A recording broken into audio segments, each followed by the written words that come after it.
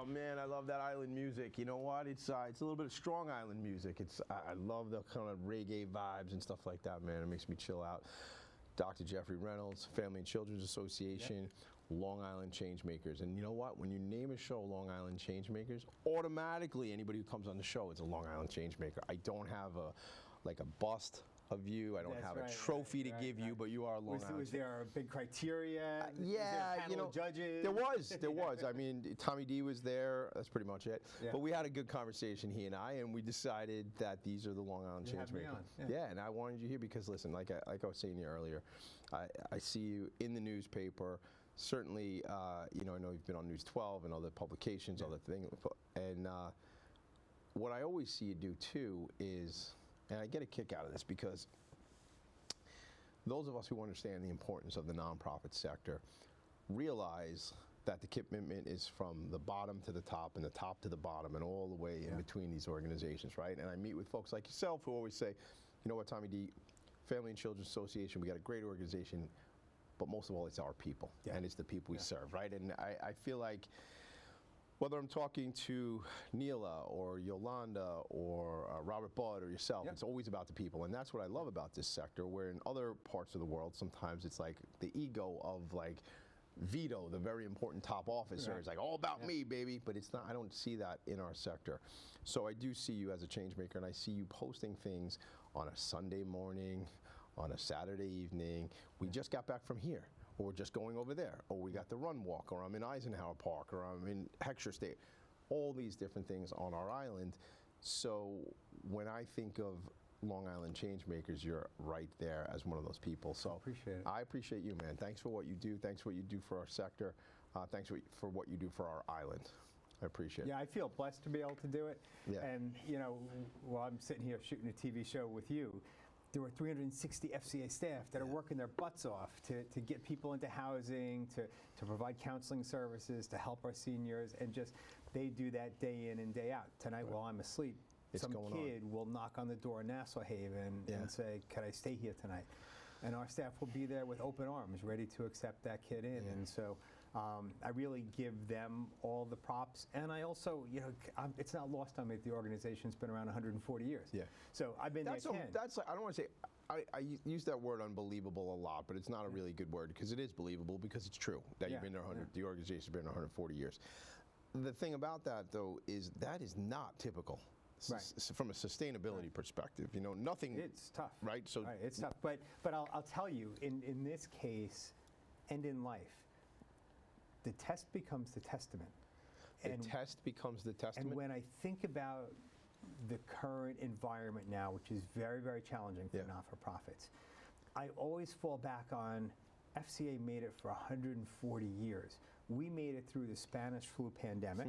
Right, which gave me hope during COVID. Sure. We made it through a couple world wars. We made it through 9/11, the Great Depression, a few recessions, the Wall Street market crash, COVID, and now we've got some chaos in Washington. It puts it all in perspective and says, all right, so like if we did this for 140 years, we'll get through this too. Yeah, I like that. I like that vision, and certainly with that long experience, you can say, all right, this is something we got to deal with. It's not a joke. It's not that it's easy, but it's doable. It's consequential, and you know, there's a part of me that's like, yeah, this chaos in Washington.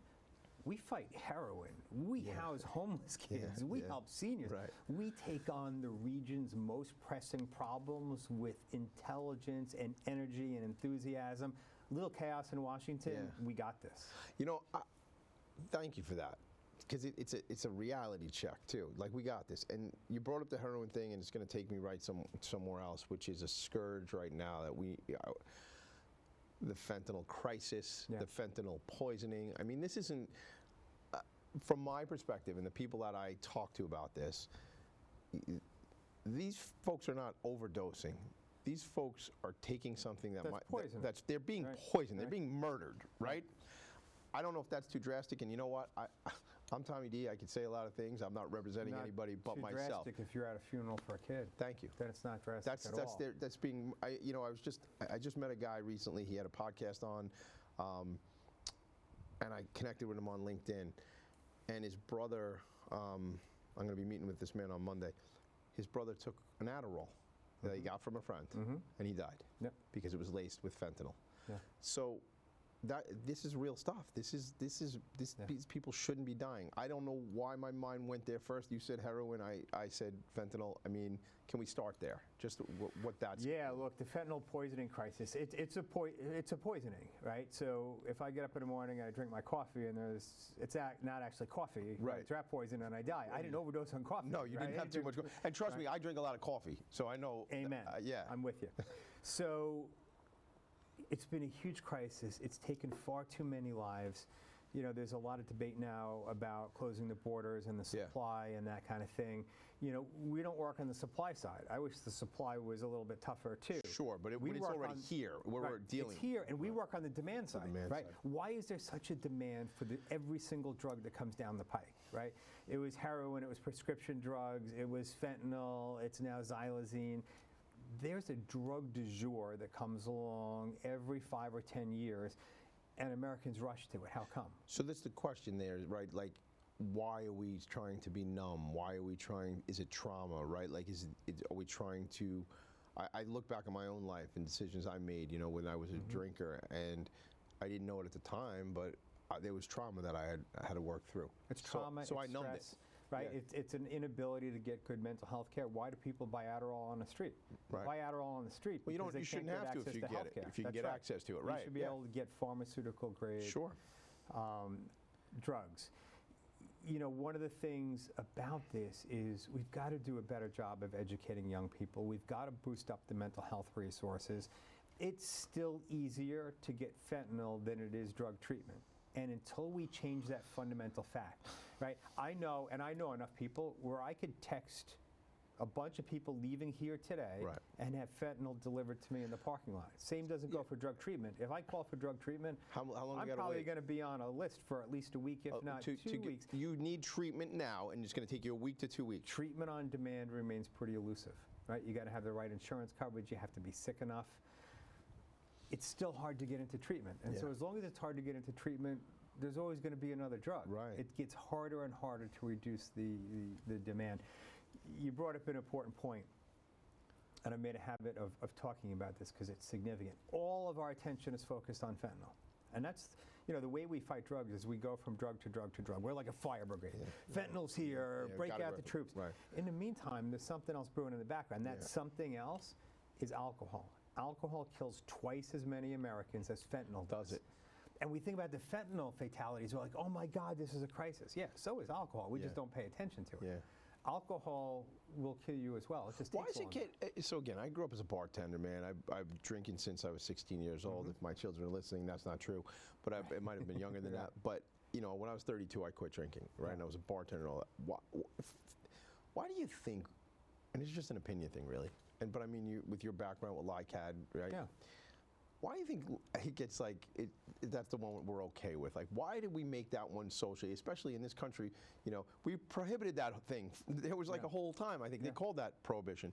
But like, why does alcohol get the pass on that in our society? And not only the pass, I mean, it's glorified. It is. There's a culture. Yo, man, look, we got hammered, man. Oh my God, I was so banged up last night. You have no idea. Forget about it. And you know, it's like celebrating The Hangover and stuff like that. Not just the movie, but like the actual ailment. Why? What's your opinion on that? Why do you think it's an ever-present thing? Yeah, it's just there, right? It's a form of escape. Most people don't see it as being that harmful. Right. When you look at it, every legitimate, incredible, really public health entity has come out and said this is a toxic substance. Right. And so. It's also just relative to other drugs. I mean, people set up a hierarchy, right? Fentanyl right now is at the top, cocaine probably in there too. You drill down a little bit, you get to cannabis, alcohol, that kind of thing. And alcohol's like, yeah, that's no big deal. You had a couple of drinks. Like, that's the attitude, right? I don't believe that, everybody. I'm just saying that's the attitude. No big deal. And most people don't know what problem drinking looks like. Yeah. Right? And so people are like, so I have a couple glasses of wine every night? Every night. That's problem drinking, right? And so helping people to understand kind of where, and I think take the judgment out of it, right? Just when you focus on the public health effects and the individual health effects, they're significant. We don't have to exaggerate to people what the impact is. You just need to tell them the facts and tell them the story. I think there's a lot of people that are becoming more aware of this, that don't necessarily have an alcohol use disorder, but are approaching that part of the playing field. And by giving them information, you do enable them to make different choices. Now, there are people who you could give them all the information in the world, their drinking's likely to continue to accelerate. That's a part of the population. Those folks need treatment. Yeah. But if you look at the success of Dry January, you look at the success of Sober October, Sober Spring, that kind of thing, there's more awareness about how alcohol impacts you. And I see a lot of younger people who are not digging it anymore. Right. Now, I'm 47. I don't think I'm old, but like relatively speaking, like some of these young bucks, they don't do what we used to do. They don't rage. Doesn't happen. It's not, which I love. And there's so many now, you know, the mocktail craze is it's great. People love that. And being hungover, gang, sucks. Like it's not a great, it's not really great, man. I do remember like that where we'd have to eat a lot of pizza the next day and get up the grease to soak up all that, and it was just a never-ending thing. I love the fact that people aren't so much into it anymore. It sucks for the liquor companies and things like that, but you know, they'll survive. They'll be all right. And look, I think industries evolve. You know, I watched what happened with tobacco, right? I watched what's happened with alcohol. I watched what's happened with opioids. I pray it doesn't happen with cannabis. Yeah.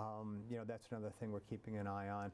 You know, one of the strategic advantages we have in this day and age is I wasn't around to talk to the liquor companies as they were rolling this out and putting together the advertising guidelines and that kind of thing. You know, cannabis is at the early stages, and we've already started to have conversations with some of the retailers, some of the distributors to say, look, you know, I think we have common ground in that nobody wants to see people under the age of 21 using cannabis. No one wants to see folks driving a car when they're high. Nobody wants to see pregnant women using it.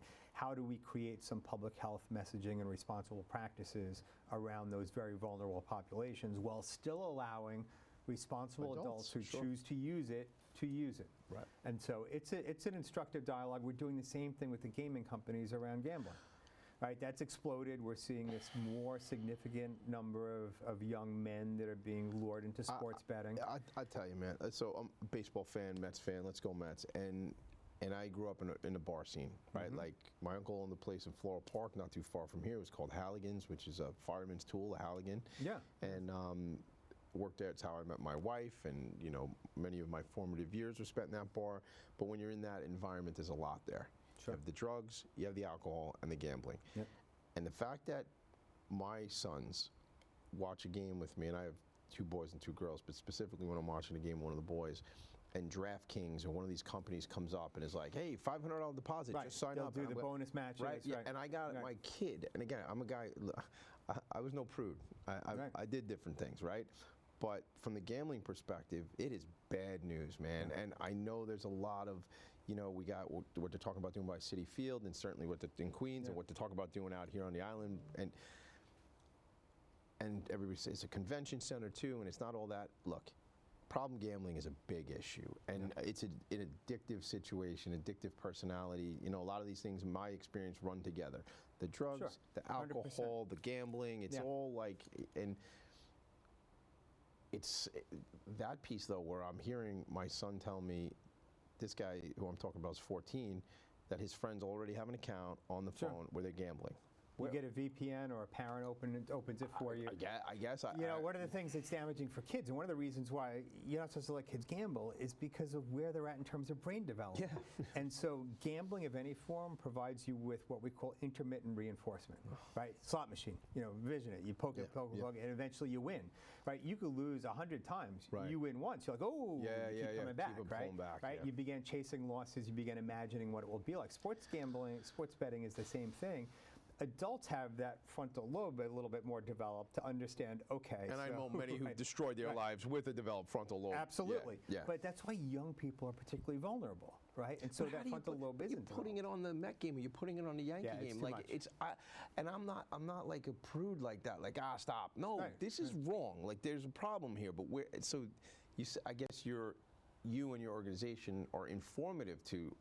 Yeah, and we're pushing for advertising curbs to say, okay, there's things, there right now, and probably won't be given what we've seen, there's no federal agency responsible for overseeing problem gambling programs. right? So for SAMHSA, they oversee who drug and alcohol programs, that kind of thing. Right. Nobody has any responsibility whatsoever for it. There's no federal agency. And here in New York State, we spend way too little on problem gambling, right? Yeah. New York State last year brought in more than $2 billion in sports betting revenues. $6 million went back into problem gambling programs. $2 billion versus $6 million. $2 billion versus $6 million, right? And so, look, only 2 to 3% of the population is going to develop a significant problem. There's another 10% that have a mild problem.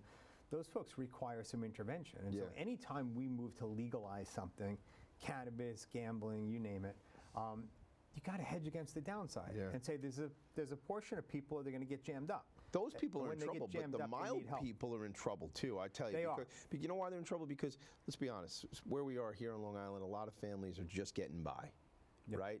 You throw in a couple grand loss a month in sports betting or at the casino, that's over. You're done now. And then we get into other more challenging situations of I can't pay the mortgage now or something like that. I can't pay the mortgage. I'm going to, I see an opportunity at my job to take money. I'm going to do that. You're chasing losses, you're selling stuff. I mean, it's a rough environment. It's pretty brutal. Once you are in the mix. And so, look, there's a way for everyone to have a good time and still protect those people that might wind up going down the rabbit hole. How do you, I see so many people come to you and ask you things and you get questions, and I say that from the perspective of I see in the Newsday a lot and things like that. Do you consider yourself like a thought leader, subject matter, not to go to your head, but I mean like literally like a subject matter expert, like they tap into you when these things related to community and related to life happen, yeah? Yeah, so the thought leader thing is a little weird, but I've been around long enough, like I'm old enough to have seen like a lot of stuff. And I feel like it's, like our staff are helping people individually day to day, and there are times when I get the opportunity to do that. My phone goes 24/7 from people who are like, hey, I got a guy that needs help, that kind of thing. And I welcome those calls. They're really important. They keep me grounded. But I also feel like it's my obligation to talk about these issues, to give life to them. Because I feel like, if I talk to a Newsday reporter and I have a snappy quote and they throw it in there, maybe that's the day that somebody opens the paper and says, you know what, I think maybe I have a problem. Like, there's this guy, maybe I could just call him. And people do, like out of the blue. I don't really know you, but like you're accessible like that? Absolutely. Wow. And can I talk to you? And so I always do it. And sometimes I'm like, this is a pain. You run the risk of being misquoted. But I'm like, you know what? Somebody may read the paper for the first time and say, you know what, today's the day I'm going to make the call. I'm going to pick up the phone, I'm going to call this guy, or I know someone who might call this guy, or I never heard of FCA.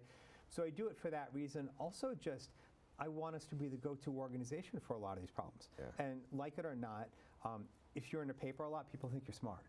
People think you're the authority, right? You do, right? So Jeff's in the paper a lot, he must be, right? If he was an idiot, they wouldn't quote him. This morning prepping, because I knew we were going to have this conversation today, I have LIBN, it's in my bag. And you're big, not that you have a big face, but the paper made it a big face, because it's a big, that paper. And you got the front page, man. So I think you're smart because of that. So that's... So I think you're smart because I think you're smart, but that helps. It builds credibility for the organization, right? I'm cognizant of the fact that I've been there 10 years. I won't be there forever. I would love to be there forever. I would love to solve all Long Island's problems and be able to move on and do something else before that. Odds are we won't do that. So in the meantime, I'm like, how can I advance the organization? How can I advance a dialogue about the issues? I like talking about addiction because the more we talk about it, the more you take it out of the shadows, the more you bust that thing open. I love that. It's the greatest way. Look, there's a couple of researchers out there who talk about the opposite of addiction isn't necessarily abstinence, it's connection. And so if we can help people connect around these issues, if we can bring it to life, if we can talk about what addiction looks like and what recovery, more importantly, looks like, I do think people have a picture of addiction. And the way they get their picture of addiction is they likely have some personal experience. And I think I did this in a room with you. I said, how many people of you have personal experience with addiction? And almost every hand went up. And I said, for how many of you was that a really positive experience? And nobody raised their hands. People are like, no, it was a horror show. No, it was terrible. And then the other way we get our information about addiction is we read the paper and we read about the guy that jacked up 7 7-Elevens because he had a heroin problem. That's how we form our attitudes about addiction, unless you humanize it. Unless you say, this happens to a lot of folks, like 1 in 4.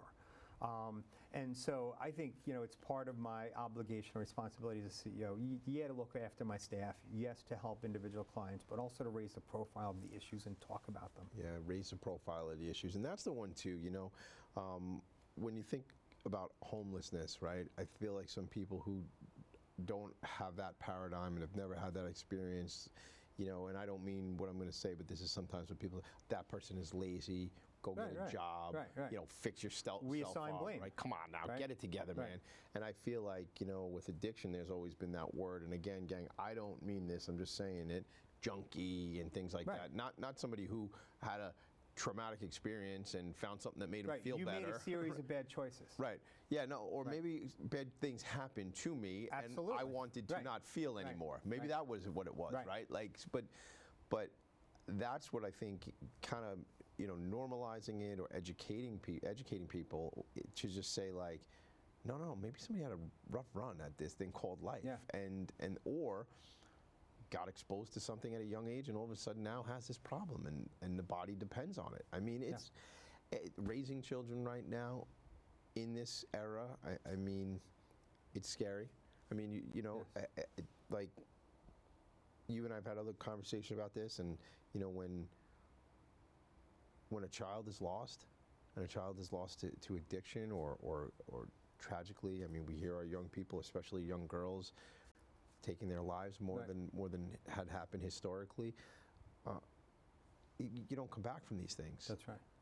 And I think if there's ways we can put ourselves in that other person's experience and try to just know, and that's how we become aware, and that's how we help. That's connection to me. It is.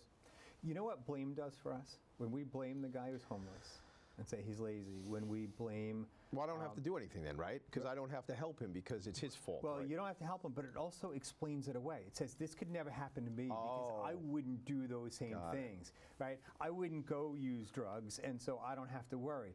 I would always have a job, and so I'll never be homeless. It insulates us from the problem. Right, so it makes us, so we don't have to think about it anymore. We don't have to think about it. We can say it won't ever happen to us, and we don't necessarily have to help because, well, they made their own choices. Right. This must be what that guy wants. It's very, very functional, right? And so when we think about reducing stigma, it's a very practical way to be able to deal with some of those things. Yeah, right. We got to get our hands dirty. We got to get into it. Yeah. Some of that is, I think, just a survival mechanism kicks in. Sure. Right. If only you hadn't. Right, therefore it can't happen to me because I would never do those things. I wouldn't do that, so that's easy for me. Then I could check the box. I could keep move on with my life. That's the thing to me, like, and I guess in a lot of ways I'm naive, and I don't know if that's the right way to say it, but like, what blows my mind is that we allow people to not have access to food and shelter. And allow is the wrong word maybe, but that we allow there to be a situation where people don't have food and shelter. Now, we have friends in this work that sometimes their staff will reach out and somebody's like, I'm not ready to come in. I don't want to come in, right? Yep. But that we wouldn't try our hardest to, what kills me, man, is this one. You and I might be having a meal somewhere, right? And we're having a burger, right? Maybe the guy over here is having a $150 Kobe steak, right? And 100 yards away, somebody's eating out of a dumpster. Here, on this island, or on that island, Manhattan Island.